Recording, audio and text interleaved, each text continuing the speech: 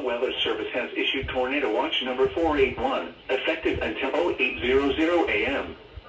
This watch includes the following county, District of Columbia, and the following counties, in Maryland, Charles, Frederick, Montgomery, and Prince George's, and the following counties, in Virginia, Arlington, Fairfax, Fauquier, Loudoun, Prince William, and Stafford, and the following independent cities, in Virginia, Alexandria, Fairfax, Falls Church, Fredericksburg, Manassas Park, and Manassas, and the following, Chesapeake Bay from Sandy Point to North Beach, Maryland, Tidal Potomac from Key Bridge to Indian Head, Maryland, and Eastern Bay.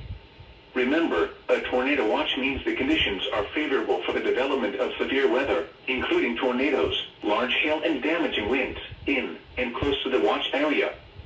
While severe weather may not be imminent, persons should remain alert for rapidly changing weather conditions, and listen for later statements and possible warnings. Stay tuned to NOAA Weather Radio, commercial radio and television outlets, or internet sources for the latest severe weather information.